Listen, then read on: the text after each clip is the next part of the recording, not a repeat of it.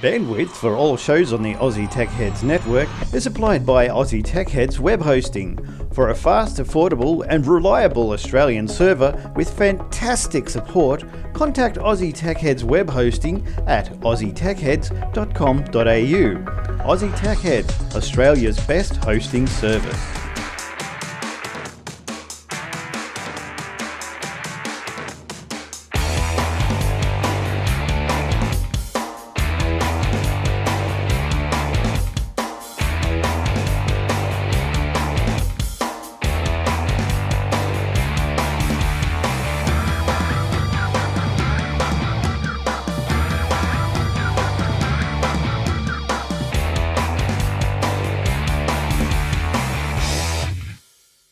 Somebody told me that this is the last episode of Before Christmas, and that is true. So welcome to the final episode of the year. Episode, for those who are counting, 418. It is Aussie Tech Heads. I'm Glenn, and I'm joined tonight for the last time for this year by a bevy of handsome young fellows. And we'll get to those guys in a minute. But we are brought to you by athwebhosting.com.au. If you're after a good little hosting service with a servers sitting on Australian soil, go and have a look at that, athwebhosting.com.au. We've got heaps of stories for you tonight. It looks like Shane's got one in there. He's reminiscing throughout the year of what's been good and what's been searched the most and all that sort of stuff. And then Will's put his new Intel machine together. So let's go and have a talk to Will if he's ready. Hi, Will. Hey, mate. How's that Intel machine going? Yeah, not too bad. It's the one I've had sitting here for a while. I just haven't been able to afford to get video cards in it, but some good video cards come up on sale, so I jumped on them. Now, what happened to the AMD? Did it create some sparks when you threw it down the road? No, it's still good. It just needs. I just had a bad run on video cards. I blew between the three computers here, I think I blew 6 video cards in 3 weeks. Yeah, right. That's no good. Well, I'll let you in on a secret. I bet you I know someone that's never blown a video card. That'd be Eric. Hi, Eric. Never in my life blown a video card. No. Ever. I think I've had a few that have been a bit dodgy, you know. You've been using them. I've had dodgies, but never quite blown. I've blown a motherboard. Back in I've done it once. Yeah, back in the old days, we were building a machine, and you know how you had the two power plugs? They were actually two separate ones, and we just put them in the wrong way. And boy, did a few sparks fly out of that baby. All right, and the last host tonight is Shane. Hi, Shane. Hey, how are we all? Not too bad, thanks. What have you been up to? Not a lot. Got a job, which is good. That's always good. What else happened? Sorted things out, hopefully, with Telstra as far as my account goes. If they do what they say they're going to do, I'll be a very happy camper. Yep. What else? Oh, one thing I want to get out of the way before I forget about it. My quiz from last week, that picture I had up. Oh, yes. I was inundated by no emails. But just to close it off, it was a picture of the standard model representing the particles, the smallest particles of matter. It's a physics thing. Not that I am Sheldon Cooper by any stretch of the imagination, but I just found it interesting. Excellent. Well, thanks for following that up. And Jason, he can't be with us tonight. He is sadly working hard, earning the money to pay the bills. So he's working hard tonight, but he sends his Christmas wishes and New Year cheer to everyone. So and we all send it back to him, I'm sure. So all right, where are we going to start? Let's start with. Look, I'll start with one tonight, as we always do. So I don't know what everyone else has got, but we're going to start with a scam. Now, look, there's scams going on all over the show. I tell you what, Glenn, you look great in a bloody balaclava. Yeah, not too bad, eh?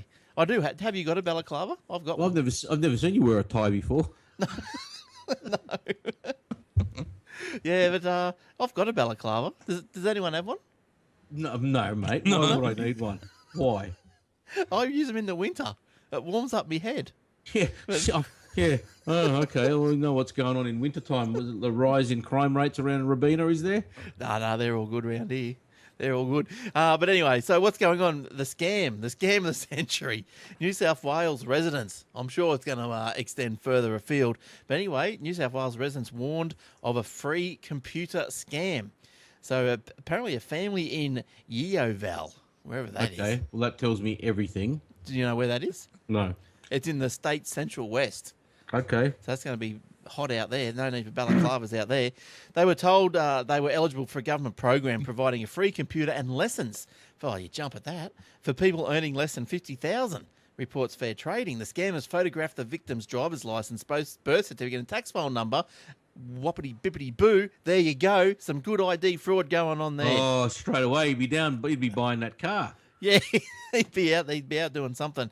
Now, similar scams have been around in Wagga Wagga, Newcastle, Dubbo, Walgett, Burke, Katari, Campsie, Bankstown, and all around the joint. So always look up phone numbers in the independent directory, Fair Trading have said.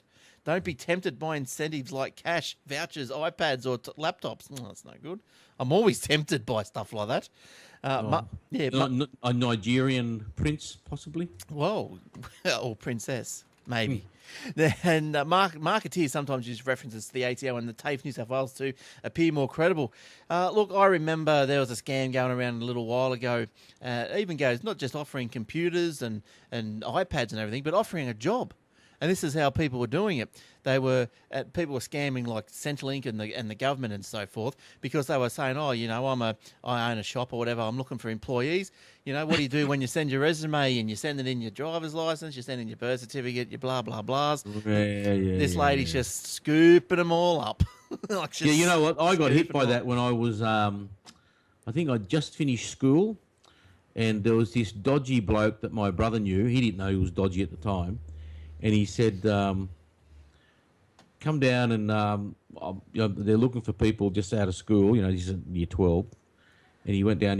He said the same thing. You know, bring your HSC and your birth certificate and whatever, driver's license, whatever. Yeah. And went down there, and you know, he's doing. And he said, oh yeah, she'll be out in a minute. You know, whoever's going to interview me. She never showed up. He or she never showed up. And then he came up with some cockamamie story and whatnot. And then, you know, he was very good at distracting you, you know, like a magician. Oh, look over there, you know, and you forget that you'd actually had all these documents. Yeah, right. So let's go out for a drink and blah. And then you forget. And then a few weeks later, I'm going, hang on a minute. I haven't got any of my things back.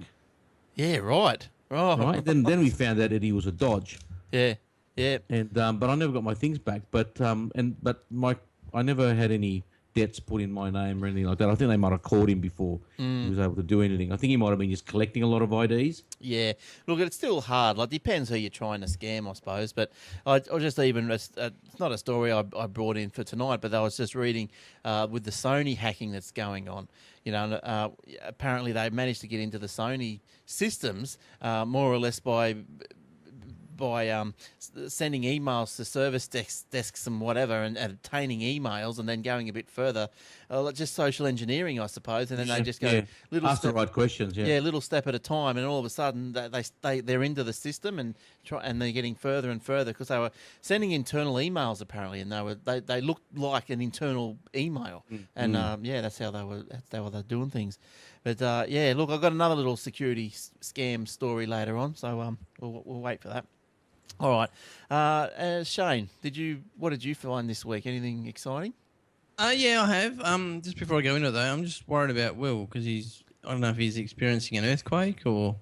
It's just because everything's temporarily set up at the moment. My webcam's on top of the monitor, which is at the back of the desk, and it just the slightest movement, the whole thing just moves. Well, look like an earthquake. Keep that up. That's good. It's the old Ippy earthquake. He's used to it by now. Tell you what, after the storm we had today, it wouldn't surprise me.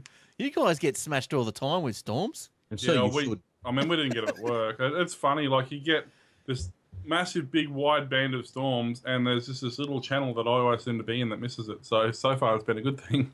It's not the only thing you miss. You also miss the NBN. Yeah, well, there's that. As I said, the thing is, there's four of us here, right? What are the odds? Hands up who hasn't got NBN. Oh, hello, all four. Yeah. Hello. Yeah, but it's now 4 houses at that end of the street as well. They've actually, because there's a new house gone in, a new block of units gone in one end of the street. Oh, yeah, they get it. Yeah, they get it. Yeah. Greenfields and brownfields, they get it. Yeah, so it's literally 3 houses at one end now and 4 houses at the other. So you're in the middle, Johnny No Mates in the middle. Yeah, exactly. There's probably a dozen houses in the middle here that don't have the NBN, but both ends of the street do. If Will listens really carefully of a night time, he can just hear the which is all those 100 megabits a second. Yeah, hang on. If you listen carefully, listen. There it is. There you go. If you listen 100 carefully, you can megabits. hear me sobbing into my pillow. Well, all I can say, Will, is renting. Move. That's easy. It's that's just right. Before you just move, Just do a pack little up. Google search on the rental properties that you want Yeah. to move into. And go right. I know they've got it. exactly. Let's I know go. exactly where I want to move into. I want to move into where at work. I want to move into the morticians next door. They've got the entire building and they got 4 NBN connections out the front. Oh, how's that? Mortician. What do you need that for? Yeah, I don't know. The morgue. Yeah, why would he need 4 MBNs though? Well, he's just got 4. He takes up the 4 units in that building. Right. Live each- stream each- funerals. Each Oh, unit. can you imagine aggregating those 4? Get one big mother of a router that has 4 connections running into it. How would that be? Yeah, that'd be all right. 400 up, 400 down. Yeah, you can probably Yeah. handle that. Can't you get him to put up some sort of community network? You know how you can just get the internet in and then just beam it out like over microwave or something? The, No. mesh- Easier than mesh that. Just, network. just get some Ethernet under the ground straight to your place next door. He could do that. Oh, Easily. we've got an NBN at work. Well, we've got the box on the wall for work, but the boss ain't going to send. It's going to cost him an extra $2 a month to go up to the NBN on unlimited plan, Yeah. or stick with the 30 gig plan he's got on ADSL. Oh, It's $2. Yeah, Yeah, he's I'll thinking- pay for it. Yeah, well, that's what I said to him. I said I'll pay for it. Yeah. He's like, no, we don't need it. fair Well, You enough. don't need it. You don't need it. Yeah. Well, God. we'll just say to him, we'll just say, oh, listen, you know those web page updates? Oh, geez, they took half an hour to upload. That's just cost you like $30 in my salary for an hour. Yeah, so. that's right. Yeah, I my tried that, but overtime. then I tried that, but then he used the excuse that I was there anyway, so it doesn't make any difference. All right. So where were we? Shane. We were back with Shane, weren't we, before Will's earthquake? So, All right, Yeah, so we're the first off on a story. tangent there. We're a rat hole. First story I'm going to do is another Apple One goes under the hammer in New York for an exorbitant amount of dollars. A 1976 Apple computer sold by Steve Jobs from his parents' garage, which apparently is a big furphy, fetched $442,000 at auction in New York, falling short of its pre-sale estimate in the competitive computer relic market.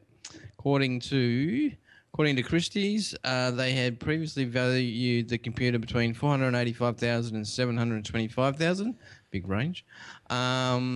In October, an Apple One built by Jobs' business partner Steve Wozniak sold for a staggering $1.1 million at Bottoms auction in New York, bought by the Henry where- Ford Museum. where's that auction you go to? I go to Bottoms. Bottoms. Bonhams. Oh, Bottoms. I thought it was Bottoms. Hit the mound out the gutter. Christmas.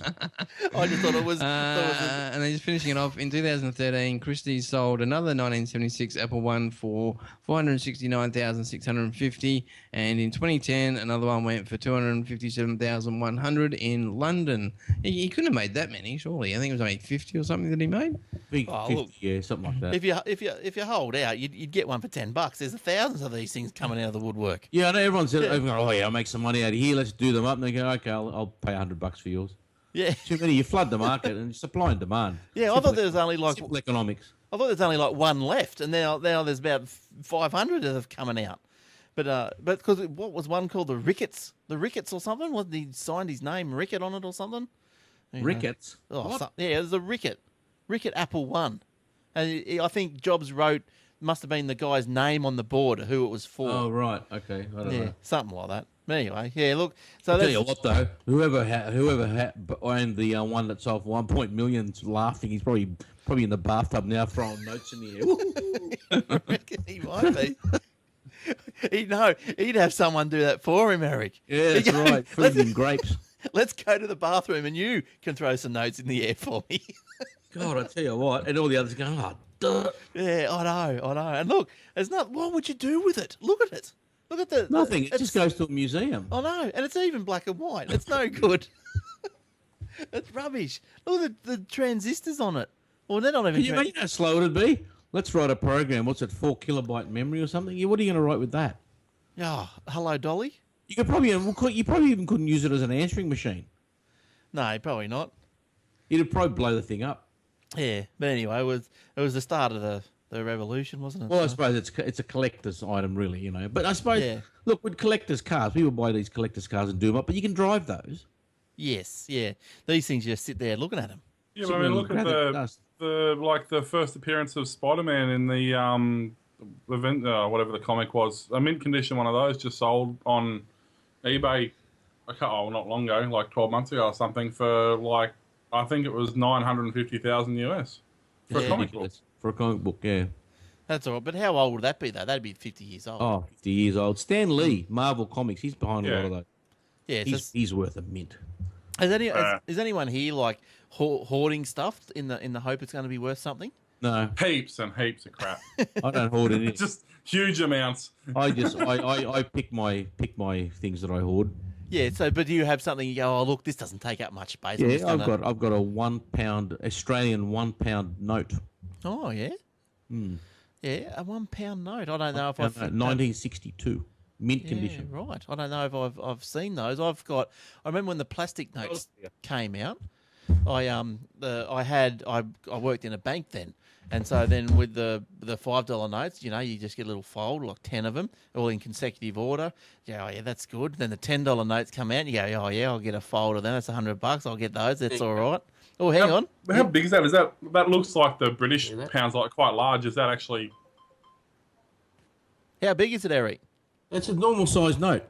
Yeah, right. So it's not as big as what the British pounds. Oh yeah, it is fairly big. There's my phone. Yeah, okay.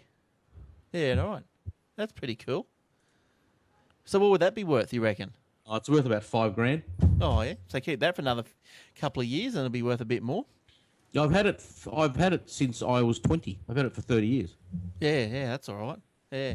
Look, I don't have too much stuff. Do you collect anything, Shane? You a collector of stuff? No, not really. I was doing stamps for a while when I was growing up. Oh yes. Got those. Yep. But I just got bored with that. But no, that's probably the closest thing. I'm not one for bloody. I don't hate even when the rest of the family buy DVDs and movies and all that kind of stuff. Even the classics, I'd rather download it off the net. Yeah. Yeah. I used to just buy DVDs, but I couldn't be bothered now. They take up too much space. Oh, don't they? What? Yeah. Hell, pain in the ass. Yeah, I swapped from VHS to DVDs. I'm thinking, these VHS tapes, they take up a lot of room. So then but then you go down from something this thick to something this thick, and you think, now that's too much. Yeah, and then you started getting drawers full of them. Just going, this is too much. Speaking of stamps, I was looking at my stamps today, believe it, because my kids were looking at it, and I realised that I've got a stamp on there, a one Deutschmark stamp, whatever the cents were. One Deutschmark's like $1, but whatever the cents were, I can't remember what it was, with a German one with Adolf Hitler on it.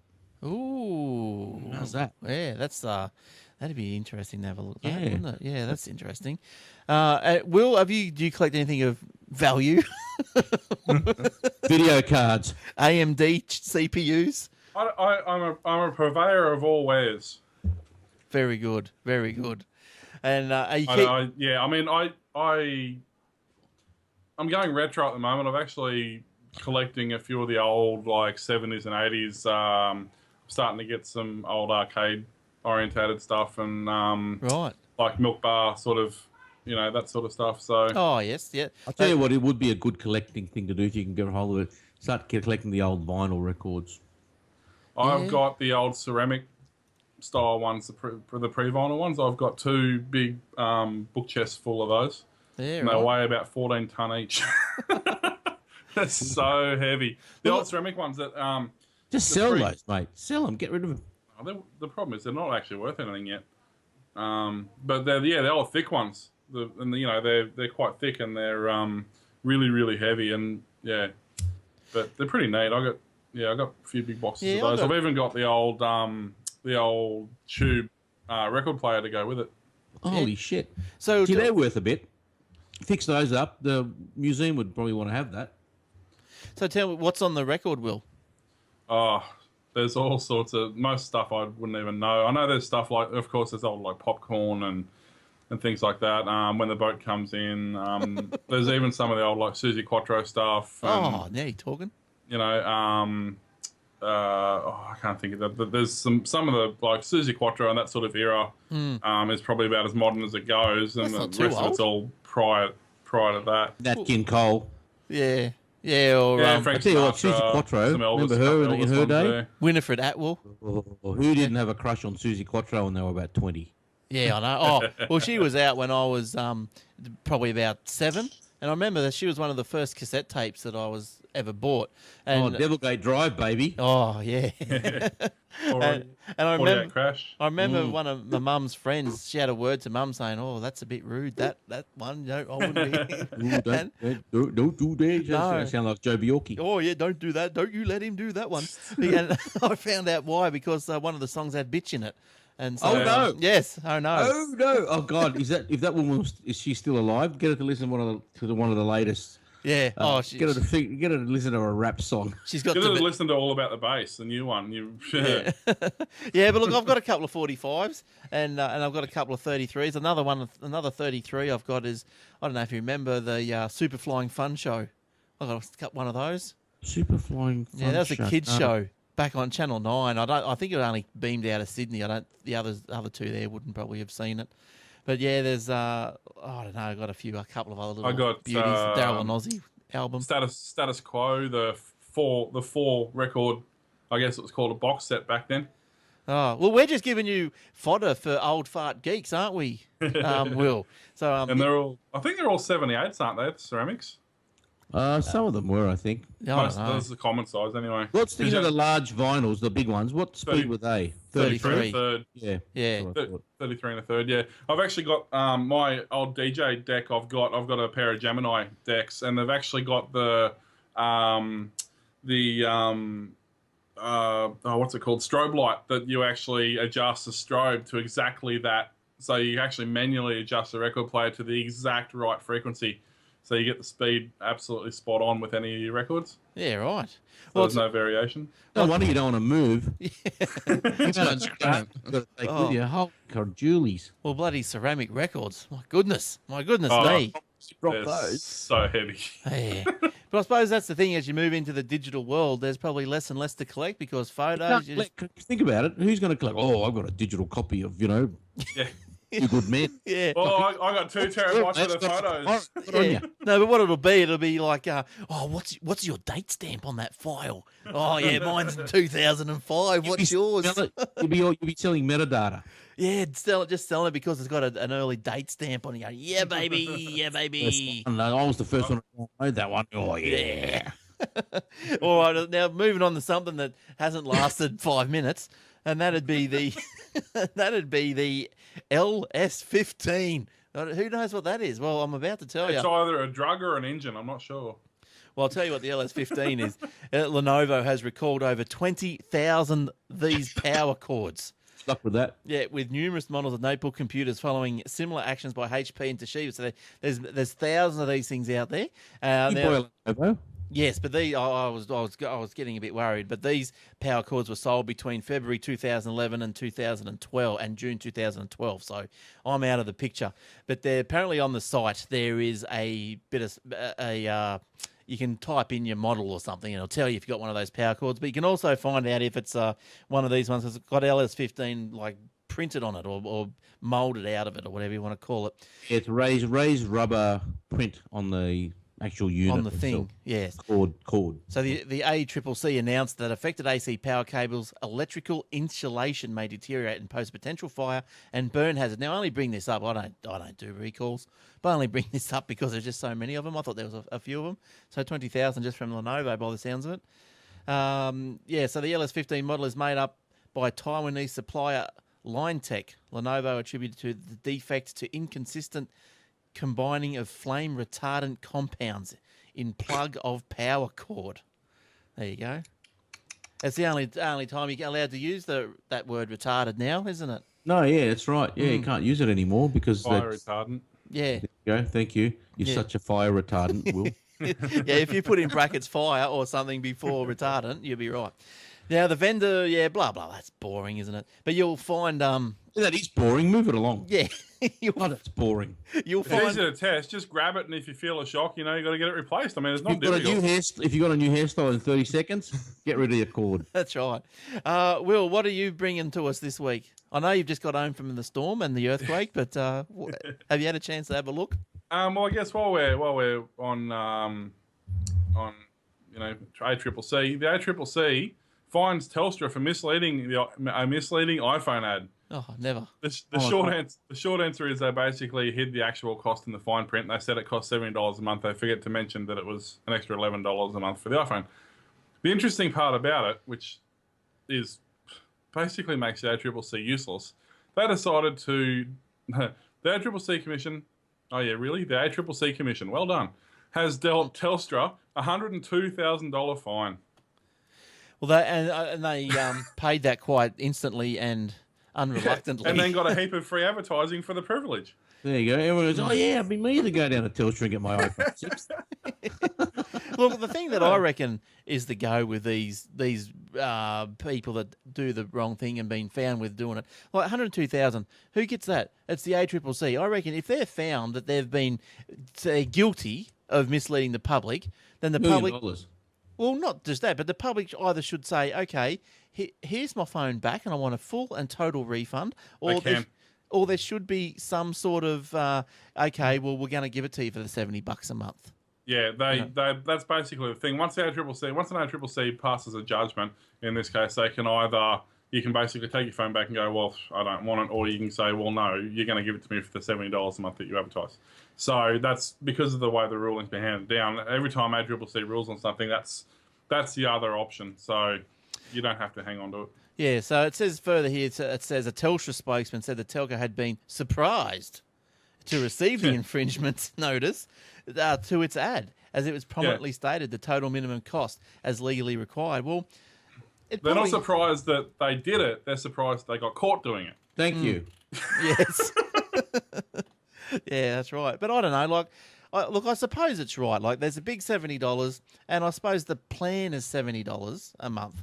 And yeah, in little writing, it's an extra $11 for the handset.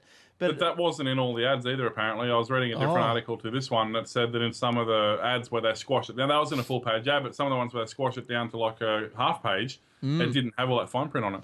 Oh, then they're gone. So themselves right. But I just love the very first. I mean, obviously, people know ACCC, Australian Competition Consumer Commission, ACCC. The opening line: the Australian Competition and Consumer Commission, the ACCC Commission. Oh, it's It's like our old favourite, the redundancy. Yeah, fire retardancy. Yeah, there you go. It's acronym retardant.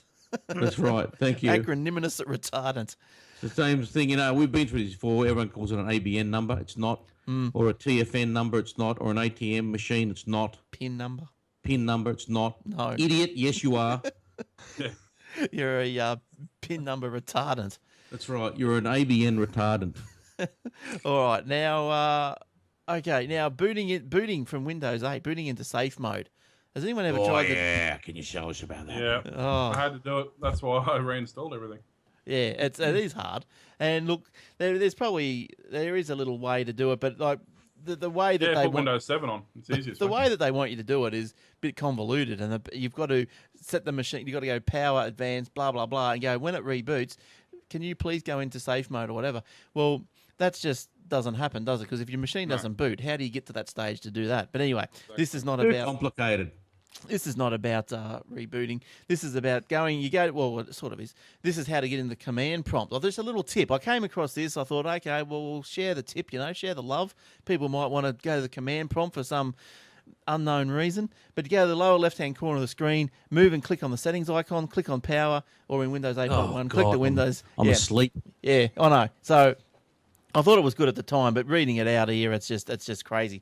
But if you want to know how to do it, it's in the show notes. To be honest, the easiest way to do it is whether you've got a disk, whether you've downloaded it, whatever, first thing you do is put it on a thumb drive, install it onto the thumb drive, use the thumb drive, and if you do need to boot into safe mode or you need to do a recovery or anything like that, just throw your thumb drive in and it'll boot up off that. There you go. Yeah. We could boot it up off a CD. Yeah, but the thumb drive's easier because you can edit the options and you can change all sorts of stuff. Yeah. And it's easy. You can have it sitting in your pen holder or whatever next to your computer. You don't need to have a CD floating around. Yeah. Yeah. USB drives are the go, aren't they? They're a lot faster too when they're read right. A USB 3 is insanely fast. Yeah, right. I installed, when I did this system last night, from a booting Windows 8.1 system to a fully functioning Windows 7 64 install with all the drivers installed, pre-driver install was 5 minutes. Yeah, that's not bad. And yeah, it completely formatted the drive, installed all the drivers, and did it several reboots in 5 minutes. And then it took me. That's running off a thumb drive. That's off a thumb drive. Yeah, that's right. Yeah. And the other part of that would be Intel. Well, not really, because the AMD install is just as quick. It's the thumb drive. But one thing that was interesting was this motherboard, being so new, doesn't have generic drivers and for the network card. So I had to run around the house and turn the entire house upside down to find my old 30-speed CD-ROM so I could actually use the motherboard CD that it come with to install the network driver. Oh, wow. Jeez. Yeah, that's a bit tough, isn't it? That's a bit tough. I mean, I could have gone and set the laptop up and gone to the website and put it on a thumb drive and bought it back, but I'm like, I still own a media drive anywhere in this house? And the answer is yes. What sort of motherboard is it? It's a brand new, what do they call them? I can't even remember. It's that new. It's the Gamers, AEG, Assembly of Gamers, or whatever it's called. It's insane, this thing. Yeah, right. Oh, that's good. So it sounds like you're pretty happy with it. Let's hope it doesn't blow up. Yeah, it's an i7 3770, whatever that means, 3.5 gig, 64 gig of RAM. You got a UPS on it? Four 4 gig video cards. How many video cards? Four 4 gig video cards. What are you running, a North Korean hack station? What are you doing? Well, why not? Is this for your 4 screens that are going to blow up? Well, I can actually run 8 now. Oh. So you can only do dual screens on each video card. You can't do 3 monitors on each video card. You can only do dual. Well, you can do 3, but one of them's HDMI, and then it messes everything up. So you're better off just running a dual DVI. How hot would that get? Well, good in the winter. Exactly. It's the minimum power supply you boot into it. The goes into the BIOS, and the BIOS says we've analysed everything, and the minimum power supply you need is 1,000 watt. Oh, geez. So, how's your electricity bill?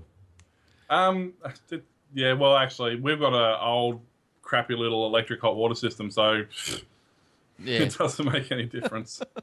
That thing should choose all the power. Yeah. Oh, you should get another. Electric hot water is a shocker. Will, just hook your computer up to off-peak. Yeah. Well, the funny thing is, even better, just go to natural gas.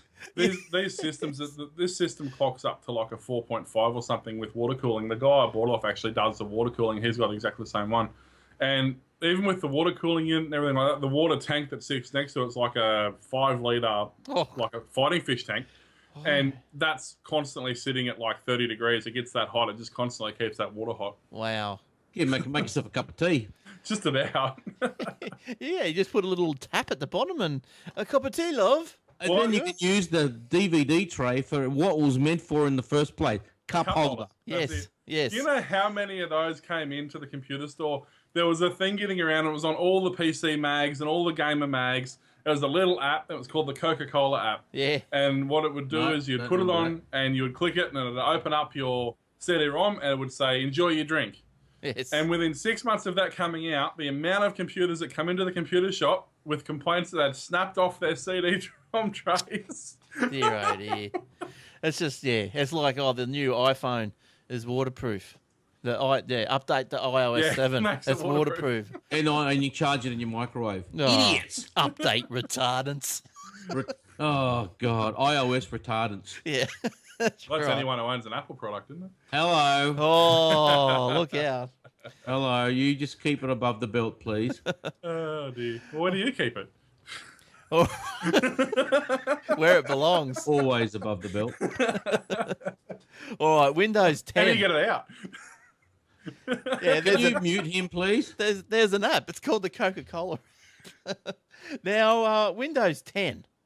Right, it's coming out. It's out. Well, the beta. Yes. Yeah. But this little story is actually about there's been invites sent out to the press. The next chapter, January 21st, 2015. Be there or be square. As per usual for this kind of event, the official invite shown reveals little in terms of detail. There's one wild card apparently in the lineup, and that's this guy Phil Spencer. Now he's the head of. This is the lineup for the day for the. Phil Spencer, wasn't that guy from Some Mothers Do Have Him? Yeah, that's his wife's Betty. That's Frank. Yeah. Oh, Frank Spencer. Is that why nothing Microsoft works? Yeah. Because you got Frank Spencer.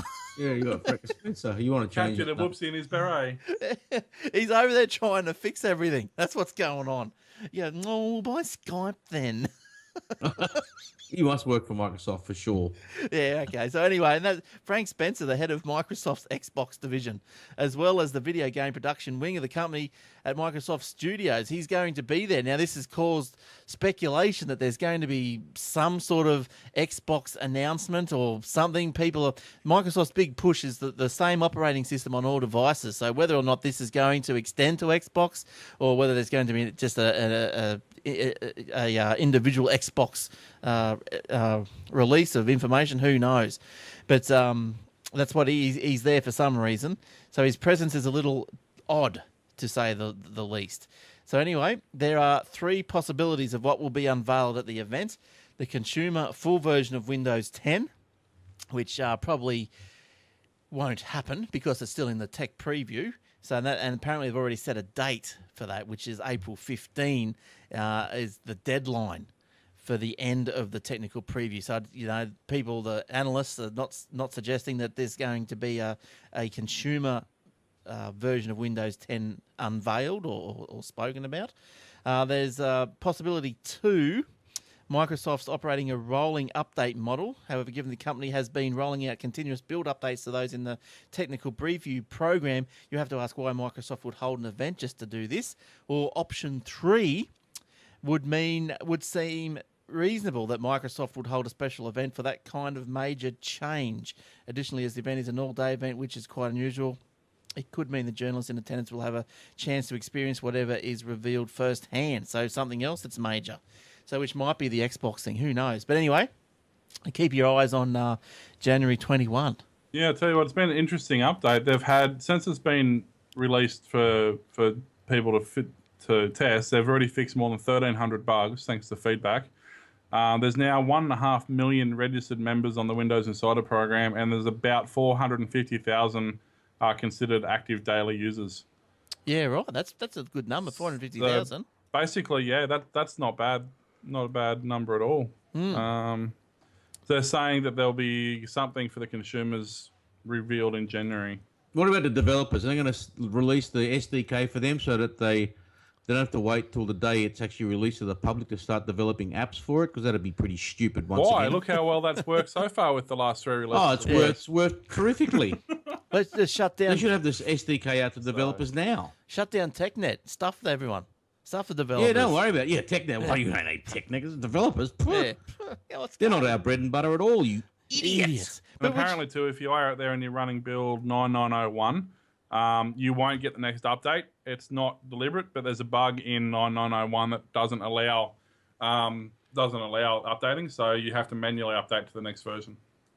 Oh, Yeah, well, that's right. normal of a beta stuff anyway, so that's okay. Yeah, so that's all right. But yeah, that's a pretty good. That's almost a 35 or so % strike rate on users, active users, as opposed to signups, and that's good for any program.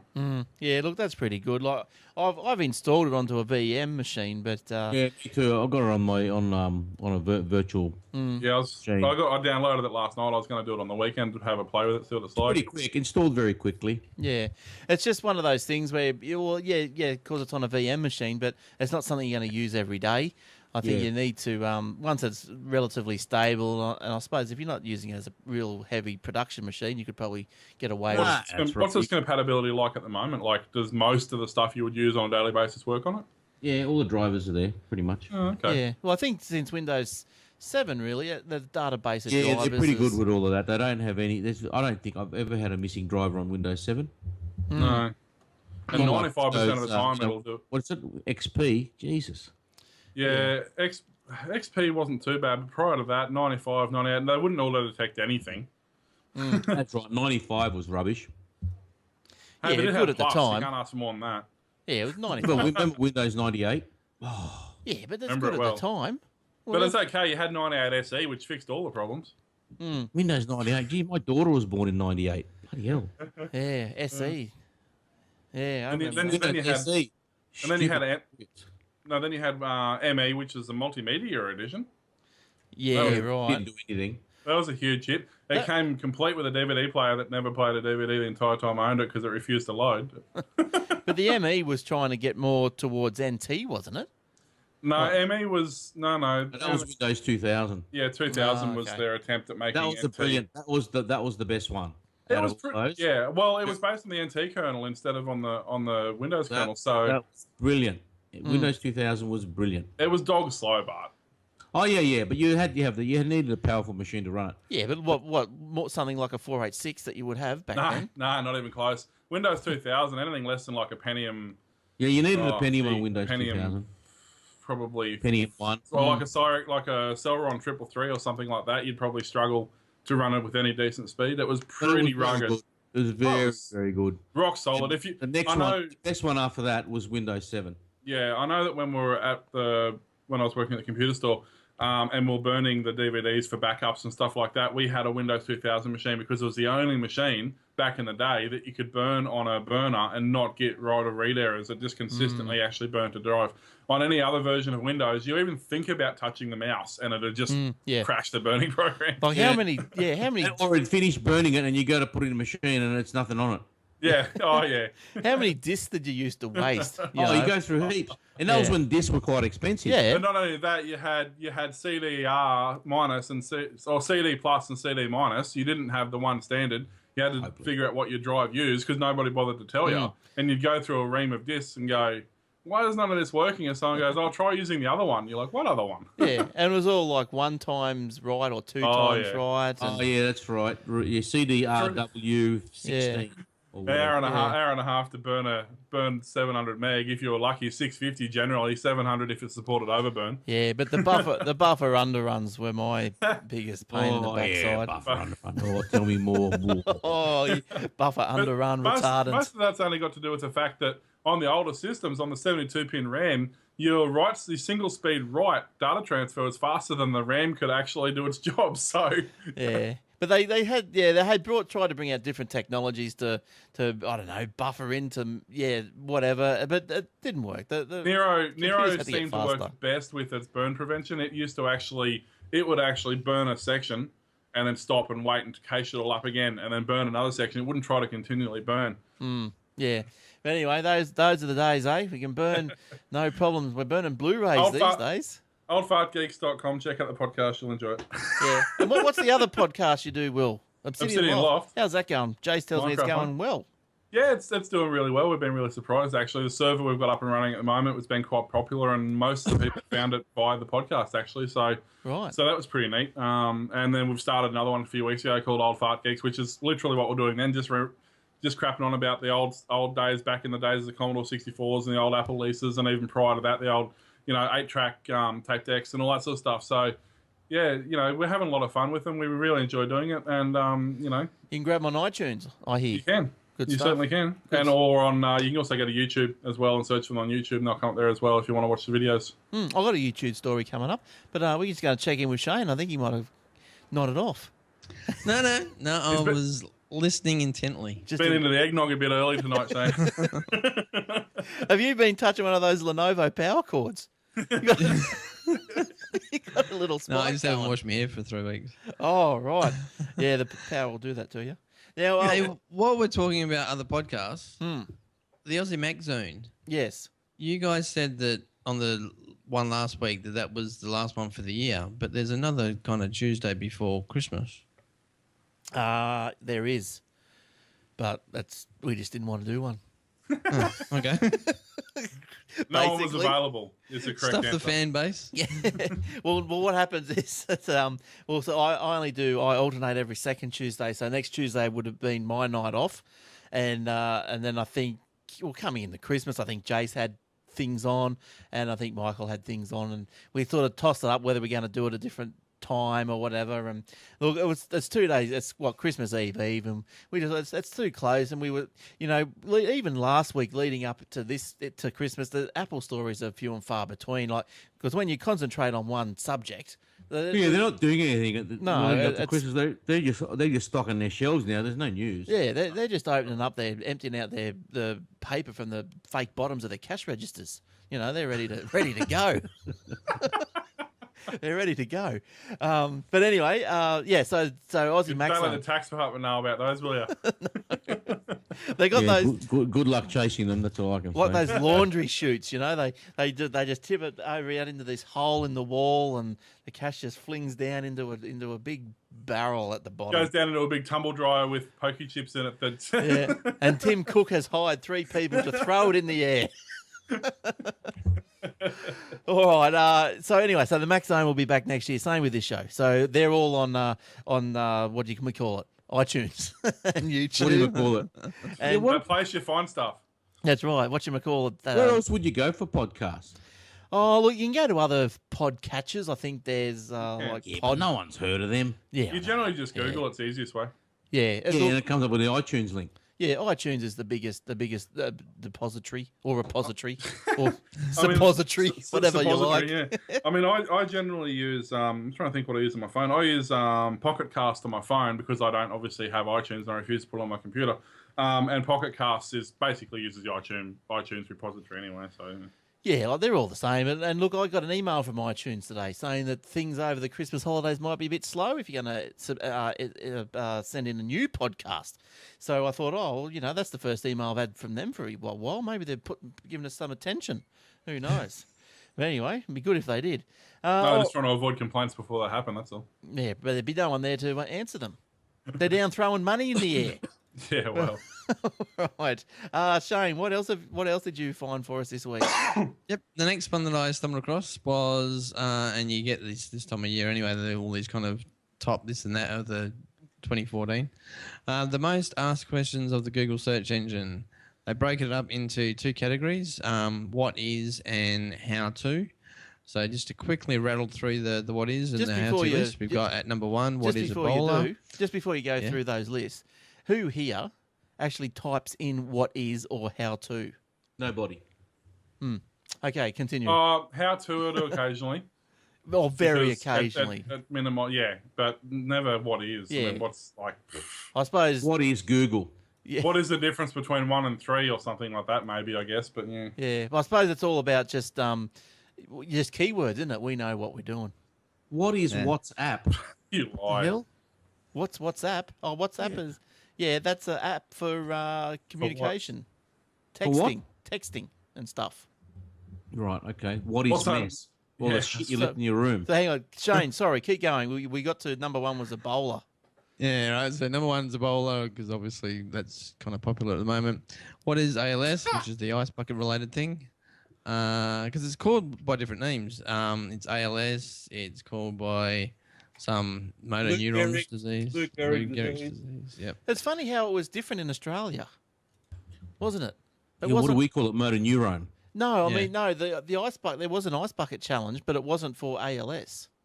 Or was it? But we were Yeah, it doing. was. Was for ALS. But You know what I can get? The thing is, sorry to go off tangent here. They're saying donate money or pour ice on you. They're saying, hang on a Yeah. minute, I can get out of donating money. You know, the whole point of ALS is to raise awareness and obviously funds to treat this disease. But if you put ice on yourself, you don't have to donate money. Should it have been the other way around? What was Yeah. funny is most people who did the ice bucket challenge actually donated anyway. Well, yeah, most of the celebrities would have, because that would have looked pretty bad otherwise. But I would have thought they'd switch it. You Yeah. think, okay, Yeah. if you do pour ice bucket water on you, you got to give money. Yeah, And but then they wouldn't have done anything. Then you still don't have anything. Well, how would you do it then? Because Give me money. all these idiots wanted to jump on the bandwagon by doing the ice bucket challenge, right? So how would you get them to do that and give money? well, I think the whole idea with the ice bucket challenge was you had to shame someone into doing it. So maybe if you as at the end of your challenge, when you say I nominate such and such, such and such, and such and such, maybe they should have said, well, I'll nominate Eric for $10. Right, yeah, that's right. So if And- you say, and if Eric does it, I give $10. Then I'll give you do it. I give $10. Yeah, that's right. And then if goes Will to does it, someone. I give $10, and the nominator gives the money if the other person goes through with it and videos it and shows it. So I nominate you, and if the nominee, being you, does it, I give $10. Yes. If you nominate Will and Will does it, then you give $10. Yes. Right. Yes. Well, if that's how they did it, they No. would have lost a squillion. But That's not how they did it. Yeah. But that's right. You're right. It was just all weird. Yeah, it's a good I'll pickup. just write out a check now, and then you say, well, hang on a minute. Ice, 30 seconds, bit of cold, have a cup of tea afterwards. Yeah, I'll do that instead. It's funny as All the that tight started. asses would have just gone the ice challenge. As that started, I was actually just started to get the flu really bad. I put a big post on my Facebook. If anybody nominates me to do the ice bucket challenge, I'm going to come around and smack you in the face. Breathe on them. Nobody nominated me. I don't know why. I thought You it were was going to smack them in the face. It was an open invite. I mean, yeah. Oh, look. Yeah. There's a few people. You know, I just like how Eric's confrontational method. Really, he just wants to smack people in the throat, punch them in the throat. I love that. That's great. Right, it's good. All right, so Shane, just can you quickly just go through the Yeah, get through the rest of them, Shane. Go on. Yeah, before 2015 rocks around. What is ISIS? What is Bitcoin? What is what? asphyxiation? Asphyxiation. Yeah, so that's suffocating. What is gamer tag? What is none of these even grammatically make sense. Gamergate. What is WhatsApp? What is mess? What is Hamas? Something you put on what is celery. airdrop? It's something you pull with your tabooly. And then they go on to the how-to ones: how to airdrop, how to contour, Eat some baked how beans. to vote, how to kiss, how to craft, how to color block, and then in brackets sick. I don't know what that means. What's that? I'll see instead of caption usually. No, sick. Yeah. What that means in those little brackets means that's how people have spelt it, but it's actually the wrong spelling. Yeah, because colour has got a U in it. Is that what you mean? Well, it depends where this come from, the US or whatever. But that normally sick means I'm not sure what it's short for. But normally that when you see that after a phrase, Well, or let's a Google sentence, Let's Google it. they're generating their own list here. Yeah, but normally when you see that, it just means like that you sort of the writer is quoting somebody else's written. Okay. Prose. Used in brackets after a copied or quoted word that appears odd or erroneous to show the word is quoted exactly as it stands in the original, even though it may be incorrect. Yes, Yeah, there you go. correct. So they've quoted a text from somebody else, and they think there's something wrong with the original text, but because they've copied it directly, Yes, that's. if it's wrong, it's not my fault. From the Latin sicut, meaning just as. What'd you call me, mother? Sure. Okay. I called her something in Latin anyway. All right. Well, I think the issue with that That's might have been bro. the fact that color block is one word where obviously it wouldn't be. yeah. All right. How to wakeboard, how to refurbish, how to delegate. How to refurbish what? Your Just in computer, general, your just how do you computer, your refurbish? house, your car, your face. you What? wake up in the morning. How do you refurbish? How to DIY? Hang on. Number 9, how to delegate. Well, the fact that you had to type that in means you've got no idea.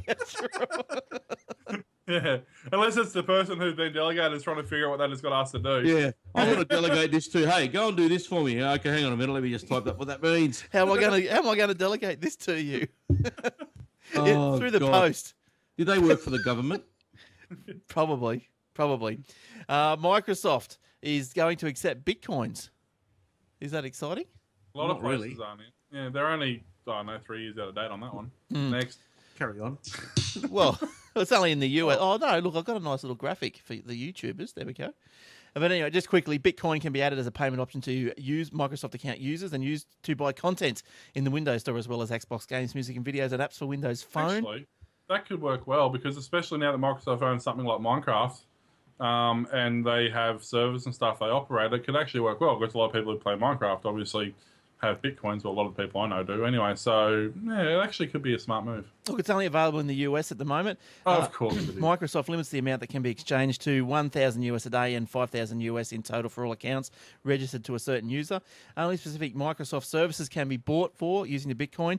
Now, Of just to give course. you some idea of how popular or how unpopular Bitcoin is in Australia, the Senate Economic References Committee is presently evaluating the country's options to regulate Bitcoin and its use. Seeking to balance the growth in digital currencies with the stability of the financial services sector. The ATO earlier in the year released its guidance on Bitcoin for tax purposes, exempting smaller investors from capital gains tax as long as they stay below $10,000. Yes, I have an untraceable digital currency here, taxman. Please take it. Yeah, well, they tried to do that with the flybys when they first come out, didn't they? Idiots. So you got to well, who puts their Flybys flybys? and frequent fly. What's called the Frequent They flyers. tried to slug fringe benefits tax on frequent flyer miles. Oh, and what happened? They didn't. Well, see, what happened was the FBT legislation, how it's written, it's an arrangement between you, the employee, and your employer. Yeah. Right? So if I go and spend money on my American Express card and earn points, even if it's those I'm spending money on office expenses, right, rent, whatever, right, and I earn points, and then I retrieve those points for a flight, they're trying to think, oh, well, you got a free flight, that's fringe benefits. So actually, it's not, because I didn't get the points of my employer. Yeah. Yeah, right. So they lost that. And they got hammered. They got smacked. They were laughed out of court. Get out. Yeah. Well, it's Don't be just, idiot. Because everybody in court has it. Well, it's true though. The law specifically says it's a fringe benefit supplied by the employer to the employee. The employer didn't supply me with the flight. American Express did. it's like, I suppose, you're picking up $10 every time you took a flight because that was a discount on your ticket or something. That's right. And you just So put it it's in your good luck pocket. to me, right? Yeah, that's exactly right. exactly. But like, I've never seen anyone or never heard of anyone claiming flybys on their tax or declaring flybys. So that just doesn't work No. either. Eric? No, it's rubbish. That's rubbish. Rubbish. All right. Facebook. Well, this is probably put this up on Facebook. They're I want this. thinking Oh, about which one? Which you got two Facebook the stories. dislike function. Yes, I want that. Yep. Everyone's wanted that since they put the like function up. Because they put it up here. Someone says something, I think, no, that's stupid. I want to Yeah. dislike that. Yeah, well, they should. But here we go. Like, here we go. Listen to this. So, speaking at the first of all, speaking at the Q&A session in California, Zuckerberg has said that it was one of the most requested features for the social network receives from its users. But here's a say an opposing reason. He said that the site would need to find a way to make sure it did not become a way to demean people's posts. Oh, the poor loves. Oh, hang on a minute. We're worried about hurting people's feelings, Yes. are we? Oh, Yeah, no. poor It's all right. loves. So when you press like, you're blowing smoke up their dates. That's okay to give them a full sense of Yeah. security and popularity. But the opposite is, ooh, everyone's got to be a winner. Yeah. Everyone gets an award. Everyone gets a ribbon It's for like- participating. It's like some schools. They don't have it. The kids, there's no losers. You have a race, everyone gets a ribbon because they don't They want to. participated, yeah, exactly. Yeah, it's a joke. It's not right. It's But I stupid. mean, the thing is, though, if somebody In goes, the hey, world, they're not preparing them for the real world, because in the world, not everyone gets a ribbon. Sorry. That's I right. mean, you know, if somebody posts saying, "Oh, my car got stolen," it's like, well, I don't like the post, but I'm going to like it so that more people can see it. I'm not liking it because I like that their car got stolen. That's I right. actually dislike that their car got stolen, but I don't have an option. You dislike the content. You dislike the Yeah. fact that he's lost his car, not the fact that you're going, you beauty sucked in, mate. yeah, Yeah, yeah. not always, anyway. Well, that's how I'm taking it. There should be. I'm getting demeaned Well, if because it's good enough for YouTube, I mean, YouTube's got a thumbs up and a thumbs down. If you like the video, you put a thumbs up. If you Yeah, don't like that's the video, you put a thumbs down. I mean, that's just the way it works. And both of them You go know, to in the your real total. world, in the real world, I think they call that market research. Yeah, that's it. And the thing is, like in YouTube, whether you like the video or dislike the video, it all goes towards your total count and your popularity for that video. So it's all still scored Part the of your hit same. count. That's all is part of your hit count. At least Yeah. someone watched it.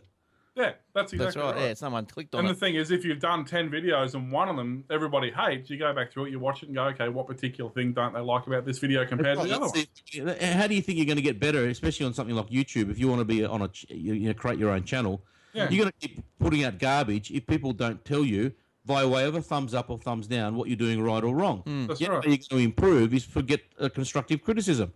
So all you people out there who are a bit soft and left of centre, I'll call the wambulance. Yes, That's it. right. I'll send you some tissues. But Ambulance. look, you're right. Like as an employer, you're not allowed to put an age or request an age on an employment ad. But if you want someone that's under 50, you're going to get someone that's under 50. You're just not allowed to say that you want someone under 50. So- You can, as long as you make it as if that job's required. There's a certain age for that particular Well, for position. example, say I'm hiring a pilot to fly a jet. Must be under 40. I mean, really, that's not sexist. That's just reality. I'm not going to get some 65-year-old's not going to be able to fly a jet. Ageist, yeah. Yeah, Well, well, the other way too, I want a pilot who has, 2,000 hours minimum experience. That's right. It's just exactly the same thing. I don't want somebody who's just got their license and they've been an assessor and you're So, asking them to 21-year-old's not going to get it. yeah. Well, the way I right. look at it would be like, if you don't want me, say I'm out of, say they want someone under 40, right? And I go, and I don't know this. I'm going to waste all my time putting in an application when it's not going to go anywhere. I'd rather them just be upfront and say we don't want anyone. We're looking for this. We're looking between 30 and 40, or 35 and 45. Yeah. And sure, and these are the reasons because if, for example, you're going to work in Bunnings and you're going to be lifting a lot of heavy things. I can't hire a 70-year-old. No, Yeah, that's right. Yeah, go and pull a truck. Now, according to Facebook's own, now? with your teeth. Oh, that's much better. According to Facebook figures, 4.5. What else do you do when you're 70 in the old person's home, I suppose? 4.5. Oh, I was watching America's Got Talent last week. There's an old 78-year-old dude. But Americans don't have talent. No, well, that's why they got the show. They're trying to find it. There is some out there. It's just hidden. Anyway, Facebook, They call 4. Canadians. 4 point. There you go. I'll call a Canadian American to his face and see how long you stay standing. They don't like it? Oh, no. 4.5 billion likes are generated every day. All right, Shane, you got another one, I think. One more from you? I do, yes. Has anyone ever seen the movie Algorithm, The Hacker's Story? Yeah. No. It was only officially released in the US, but everyone on Twitter saw it and all the kind of IT community over there think saw that's it and why I saw raved about it. And Is it I just finally come out, found it has on it? YouTube. No, it hasn't come out officially, but you can find it on YouTube. What's it called? It's been out for a while. Yeah, Algorithm, The Hacker's Story. Okay, I'll have a look for it. Is it good? Yeah. Oh, good. It's kind of, it's a little bit Blair Witch-ish in the way it's been kind of put together. I'm going to get a headache. No, it's not like cameras all over the place. Is it black It's and kind white? of it's a kind of a documentary from a first-person kind of All point right, of so I'm view. going to fall asleep. Is it set in the night time? No. It has an what's interesting... that got Or to it's not in a forest either, and they don't use steady cams, but handy cams. But other than that, it's exactly like Blair Witch. So what's that got to do with the story? Or is that the story? There's a Well, no, the story is about the onion ring and how the FBI had actually managed to kind of get into it and because the whole idea, for those who don't know, the onion ring is supposed to keep your anonymity around the internet. So if you were to do dodgy things, in theory, people couldn't work out where you're coming from because you go into the onion ring at a certain point, you get kind of knocked around a little bit as far as like proxy servers and stuff like a pinball machine, and you come out at some arbitrary other end, and then you end up going where you wanted to go. So they can't really trace you back. But back in 2012, the FBI managed to kind of crack all that and get through it, basically using a piece of open source software that's obviously freely available to everybody, called, I can't find the name of it now. Wide reports that the FBI used a bunch of cobbled together freely available exploits to help expose users hidden behind Tor servers back in 2012. According to the report, the FBI relied on Metasploit, that's what I was looking for, Metasploit to first de-anonymize users operating darknet child porn sites during a sting called Operation Tornado. The code, it goes on to basically say that they've used it a couple of times. They've got a court case coming up in February of next year, and they're not sure whether they can actually use the evidence because of how they obtained it, or whether it will get thrown out. They're trying to say that it's more scientific evidence rather than just some sort of cobbled together thing. I don't know. Sometimes you just don't think that it doesn't matter where the evidence comes from. If it's there, it's there. So, sometimes you got to think like that, I think. All right, Will, have you had any stories yet? We're almost to the end. I'm not sure if I've asked you what you're doing. I got a couple of stories that we might find interesting. We all know the NBN is going gangbusters. So Telstra and Optus reached a deal for copper and HFC networks. So Tony Abbott and Malcolm Turnbull have officially signed a deal to buy back Telstra's $11 billion copper network, a network that the Howe government sold to Telstra last century. I thought that was already done. Didn't Conroy do that? Or something? Well, No, Conroy did the contract that he was going to decommission all the pits and the copper, where all the copper wires and HFC ran, which to me was a massive waste of money. Even if you don't use the copper wire, you can still use the pits. Yeah. Why would you want to redig the road up? the trenches. Right, keep using the pits. So what they've done is they've rejigged it now that they get to use the pits. Oh, okay, right. And they'll use the technology within the pits too to do a hybrid sort of setup. Because cable, and Will knows this, we're running cable now. Everyone in the maximum here is at the moment, DOCSIS 3, 100 down and whatever, 2.5 up. But they can actually flick a switch at the other end, and you can get 100 up and down on cable, no problem. Yeah. You can, except they won't. Well, they won't, but as part of the NBN, they might say, well, we're not putting NBN in your street because you've got cable, so we'll give you the same speed as NBN by adjusting your cable to get you the same symmetric speed up and down. Well, that's all right. So that's fine. I don't care. I don't care if you don't lay fibre down my street. As long as you can give me 40 up and down or 100 up and down, I'm happy. Yeah, that's right. That's right, Just exactly. give us more than 2.5. And alongside the Telstra agreement, NBN Co has taken ownership of the Optus HFC cable network and valued it substantially the same as the two companies' $800 million deal. Both arrangements now allow the government roll out its new multi-technology plan. Under Labor's previous plan, the government was to pay Telstra $11 billion to decommission the copper network to allow the rollout of fibre. However, the new arrangement will see the copper network now is in place where the government will be rolling out fibre to the node, including ownership of the copper network. The NBN Co is now responsible for ongoing maintenance and operation of the ageing technology. Telstra's HFC cable is also included in the deal, while Telstra will still be delivering Foxtel over its network. NBN Co said the new agreement will shave years off the old NBN rollout. In the last 6 years, we've connected 300,000 users. That's wrong. In the last 6 years, they have connected 300,000 premises.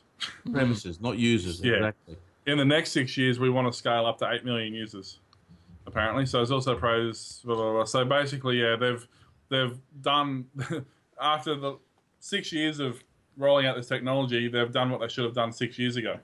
Yeah. Well, let's hope you just want something fast. Who cares? Just who cares how it's done? Just get it to us. Well, in the UK and in the States, they've also been playing around with copper and the ADSL2 speeds, 2+, which are, getting up to 8. And people have been running 100 megabits on copper as well. ADSL in most parts of the States is faster than cable. Yeah, That's right. Okay. Yeah, right. Or sorry, Because they're playing DSL. around. They're tweaking. Don't forget, it was only a few years ago. It was not year 2002 when the maximum speed on an ADSL was 1500. Yeah. Right, and that's if you were close to the exchange, you get maximum speed. Other than that, it was about 800, 900. Yeah. But then they've tweaked it, and they've put the technology. They put their D-slam, they've adjusted their D-slams and all this sort of stuff. Now they're just doing that. Keep improving on what you've got, and you'll get that hybrid situation that the government wants to give you. Yeah. They effectively want to say we want everyone to have fast internet, but let's do it in a way with the existing. Yeah, well, if it can be done like that, well, I'm all for it. You're going to save $30 billion.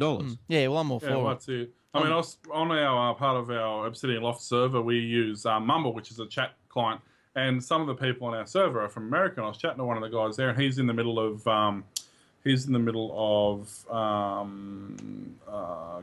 what's it called, New Caledonia or whatever it's called. He's in the middle of this state, in the middle of nowhere, boondocks as he called it, and he's on what they call their DSL, which is the same as our DSL, but ADSL is copyrighted to Telstra. And he said that on an average day, he gets about 25 to 30 up and between 80 and 90 down. And that's coming in over his phone line. DSL. Yeah. That's right. And he's in the middle of nowhere. Yeah. Carolina. Right, so there's no way that, North Carolina. Yeah. And there's South Carolina and there's Carolina. But, there's no way in the world that someone in Ayers Rock shouldn't get the same speeds. Yeah, that's right. Yeah, that's right. They got a copper wire. You go to Uluru and the resorts all around Uluru, they've got telephones. You can't tell me their exchanges are overloaded. There's nobody there. Now, look, I've got a couple more, so I'll go back to Will after this one as well. But look, a pair of jeans. Remember the old, this tap and tap. What do you call it with your credit card? You swipe Tap it and go, tap yeah. and go. Go, yeah. Yeah, well, you know how crazy that is for security reasons. Apparently, people Right. bumping into each other now, and they got readers and all this sort of stuff. And like we all predicted this the moment it was launched. I don't know why they persisted with it. But anyway, they obviously thought, well, the hit take a loss, and it's going to still be whatever. But anyway, a pair of jeans containing metal or block. I'll start again. A pair of jeans containing material that blocks wireless signals is being developed in conjunction with Norton, the antivirus people. The trousers are intended to stop thieves hacking into the radio frequency identification tagged passports or contactless payment cards. So according to security experts, this type of theft is a growing problem. Well, blind Freddy would have known that bloody this was going to happen. Yep. The jeans are designed by online clothing company Better Brand and use a silver-based material to block signals. They are due to go on sale in February, but they're not cheap. US $151. That's all right. That's what you pay for a pair of jeans now. And Buy a good pair of dragons for less than that. but probably not in the US. And if you want they'll probably be 300 over here. Oh, here, 800. 1,000. And that's if you want the pair without the silver lining. Yeah, do they take Bitcoin? Yeah. And if you want a nice little blazer to go with it, that'll be 198 US. Okay, 4,000. Yeah. The funny thing is, when we first phones started coming out with NFC and RFID chips, we said this is going to happen. And I have it set up on my phone. I can swipe my phone over a touch and go, and I can pay for it that way. And just to go one step further, there's an app called My Cards. And what you actually do is you actually scan your cards, whether it's, your BCF or your Flybys or your whatever card. And what it actually does is it takes a digital ID of the barcode. So it actually has, when you press on it, brings up the barcode, and they can scan the barcode, and then it's got a little picture of the card so that you can show that that's actually your card with your details on it. Yeah, right. So you can carry your entire wallet on your phone now, which means I've only got to lose one thing, which is much harder to do than losing two things. All right, and can you roll on to your next story, Will? Oh, for you, sir, I can do that. This is one that's I just find interesting, especially coming up to Christmas when we're all having holidays. It's just something to be aware of. Sleep deprivation, can cause all sorts of issues, both mental issues, physical issues, all that. But they're putting it down a lot to long work hours and lengthy travel these days. So they've done in the States they've done a study of 125,000 workers from the age of 15 onwards over 8 years. They've done this study, and they found that work is more responsible than any other activity for people shortening their sleep. Basically, they're saying that the hours you work and the longer it takes you to get to work. So basically, if you've got a commute time of 20 minutes and you start at, you get up at 6 a.m. to go to work, and by the time you come home and everything, you're going to average 6 hours sleep. If you then, instead of starting at 6, if you started at 7, you would actually get 7.5 hours sleep. So they're saying simple, it's something that as a whole, as the whole social side aspect of it has to be thought out. And they're saying basically people shouldn't be working from 8 till 5 or 8 till 6. It's the work hours are getting too long, and it's interfering with the sleep. With sleep, which, as we know, anybody who has sleep issues like myself, I have a combination of insomnia, anxiety, depression, all the cool things that you get when that happens. And that all started because of interrupted sleep patterns a couple of years ago. So it's a very hard cycle to break. Once your body gets messed up, it's really hard to get it back into line. Yeah, I think I'd do about 8 hours a night, something like that. I normally only got 6 to 7 hours, but it was when I got them moved. Instead of me getting them from, say, 10 o'clock of a night till 5 o'clock in the morning, I was unable to sleep properly, and I was getting that same 6 hours or 5 hours, but I was getting it between 2 o'clock in the morning and 7 o'clock.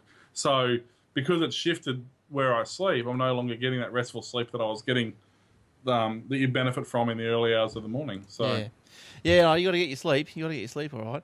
Now, a couple of weeks ago, or might have even been last week, we had the story about the Steve Jobs video recording his deposition about the iPod and MP3 and the kerfuffle about all that, where I think it was a class action taking Apple to court about intentionally, I don't know, monopolising, intentionally blocking competition. Yeah, well, anyway, Apple something like that. Yeah, it was a $1 billion court case. Apple has defeated it. The jurors sided with Apple, who argued the upgrade to its iTunes 7 software substantially improved the user experience and thus was not subject to anti-competitive violations.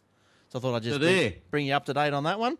Yeah. Anyway, look, can I just go, before we wrap it up, Yep. I just want to go back to just show you how backward we are with the cable here in Australia. I'm just reading up here. DOCSIS 3, which is what most cable is run on in Telstra and Optus here, DOCSIS 3 was released in 2006. All right? DOCSIS 3.1 was released in October 2013, which plans to support capacities of at least, not at most, at least 10 gigabits downstream and 1 gigabit upstream. Right. Okay?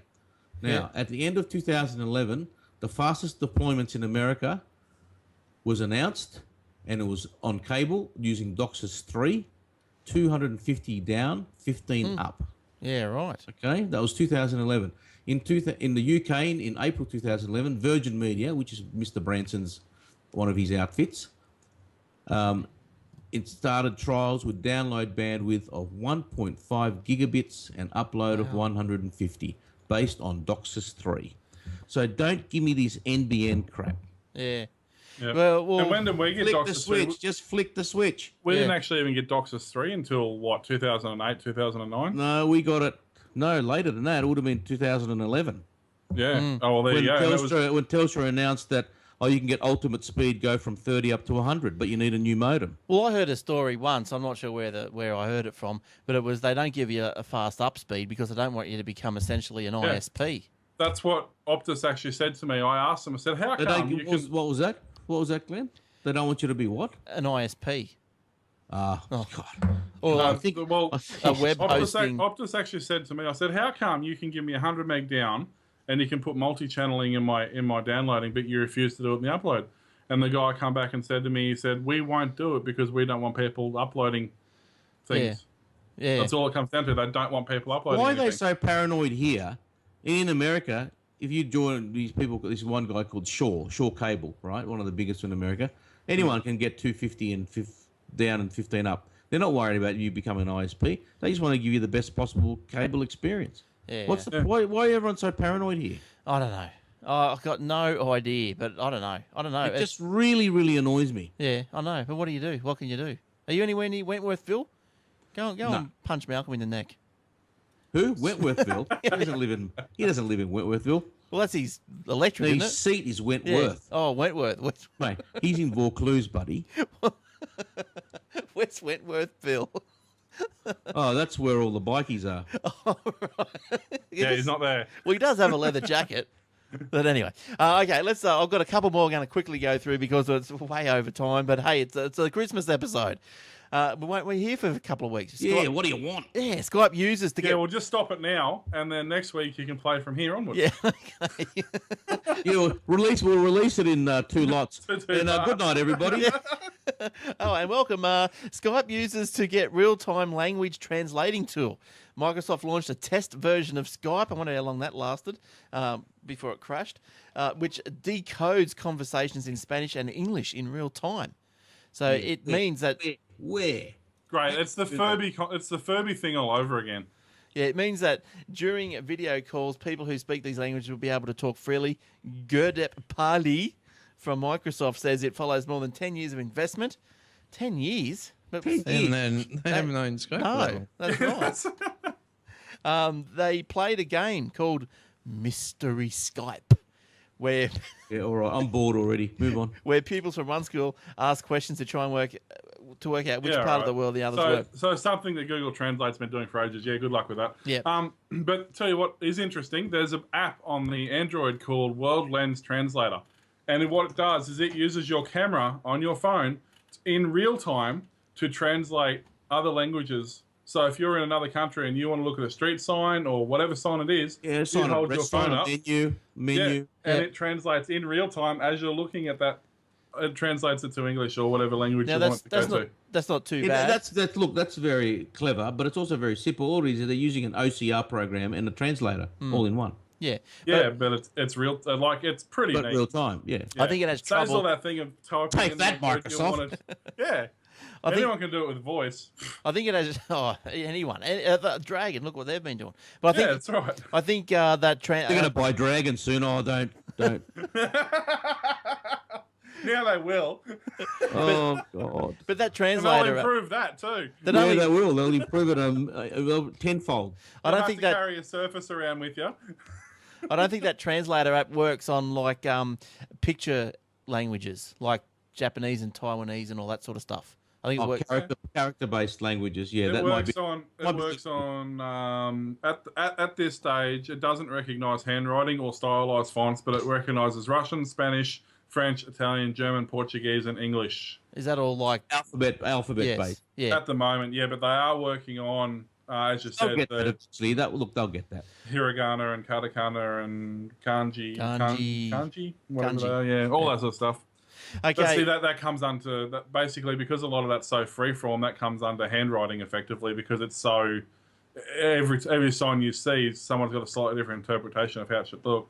Facebook, as well as Facebook doing the likes and dislike, maybe do dislike buttons, combining image recognition and artificial intelligence. This new system would be able to distinguish between drunk and sober pictures.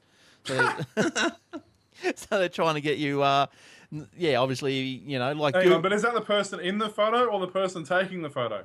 No, in the photo. In the photo. So I guess what they're trying to do is to help you out on if you're on a drunk night, you don't want a picture of you up But there. it's not usually smashed. your photo. Not usually. If you've taken the photo of somebody else, it's usually them that ends up on your wall, not you. True, So true. how's that going to achieve anything? I think they're trying to expand the way that character recognition might recognise your face and send you a message as well. So that's coming up. That's on the cards.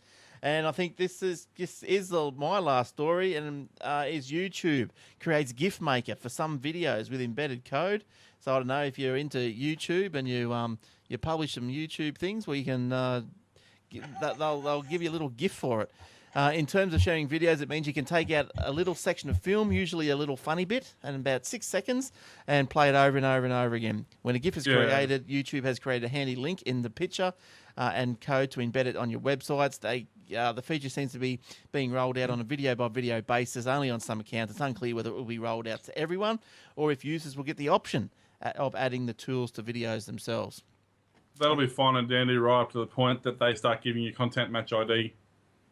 Yeah, that's right. Yeah, well, there was a little secret. I got around that every week. We were getting match content, even for the pictures that I'm throwing up there. Match content here, match content there. And I was in the computers and information section or something. I'm not sure. It might have been you, Will, or someone told me. Put into news, yeah. Yeah, put into news. So I put into news, and there you go. Yep, that's it. Put it in the news. They don't look at the news stuff. So no, well, it's probably they know that it's all like it's fair use. Yeah, news. News, yeah. Funnily enough, all right. Fair use. Will, can you finish us off with a couple of quickies if you got some? All right, I got one quick one. As you guys know, play Minecraft, have all that sort of stuff. There's one now that Microsoft own Minecraft. Obviously, people are not overly impressed with that. If you do want to try, there are other ones out there. One's called Minetest, which is a open source version of Minecraft. So it just goes to show that a really popular game like Minecraft, which is already fully moddable, fully customizable, you can do everything about it you can change. People are still creating an actual different game, and it's exactly the same. It's obviously an early testing, but I just find it interesting that now Microsoft's owning Minecraft, and there's a couple other of these, like, as I said, Minetest and Blockworld or something have opened up, and they're virtually exactly the same. I'm just curious to see how they're going to go. I mean, there's a big fan base already behind this, but at what point is Microsoft going to go, well, hang on a minute? Well, yeah, I don't know. But I don't know.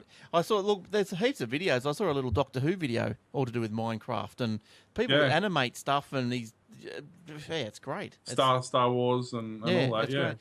Now, just quickly, Will, can you, on your server, how do I hook in? Can I hook in with my tablet yet? We're waiting for the latest update now that once again because Microsoft's taken over.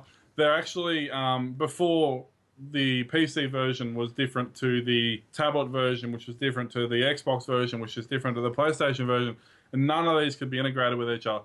What they're supposedly doing in the next few months is actually rewriting all of the code so that all these games will be amalgamated. So if you've got an Xbox, you can play with your friend who's got a PS4, who you can play with a mate who's got a PC. So hopefully within the next few months, it will all come together and it will actually be what the game was originally intended for, which is playing with your mates effectively. Cool. Good stuff. So, all right. You finished, Will? I'm done. All right. And I think, Shane, I didn't see any more from you in there. No, I'm ddone. All right. I'm done like a turducken. Good. All right. So let's hope Santa can give us some internet, some faster internet. And I know someone who needs it. Milo. Milo, buddy. Milo. I see him on the Facebook crying out for some better than. Well, he bought a PS4 and he's got all the new games all have downloadable updates on them. And the games he bought actually were all downloaded games. He didn't get any hard media. So he's doing, tens and tens of gigabyte on slow ADSL 1. Oh, that must take weeks. It does, literally. I think it was something like 2 weeks before he could play the first game that came with his console. Because that's what you want to do. You want to buy a console and wait for 2 weeks to play. Can you download these things onto a PC? Well, my kids pretty much, Christmas coming up, they always ask for things, right? Oh, what do you want Santa to give you? Write a letter, blah, blah, blah. And they pretty much know what mum and dad are going to get them, but, with some surprises. But this year, big surprise, they don't know it, got them an Xbox. Ooh, Xbox One. Xbox One with the full banana, with the Connect, the whole thing. Oh, nice. A couple of games. I bought the Minecraft game for it because a couple of the girls like to play Minecraft on the Xbox. Yeah. Or you get the Doctor Who skins. My oldest girl been bugging me for 2 years. Can I play Grand Theft Auto? No, you're not mature enough to play that sort of game. No, you're not going to play that. Yeah, but is anybody really? Yeah, that's right. So I thought, well, this year she's a bit more mature, and I'll still supervise her. So I threw that in there, and I get to play Assassin's Creed. Oh, sweet! Nice. So that's a little surprise, which I bought it from JB. They haven't delivered it yet. I just hope it doesn't get delivered with Yeah.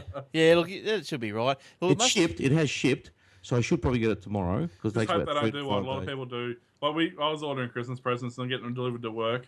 Thankfully, the day Son came with me, her present turned up, but they just didn't even bother to wrap it. They just put a bit of tape around the ends of the box and threw an invoice on it. And you're like, yeah, thanks for that.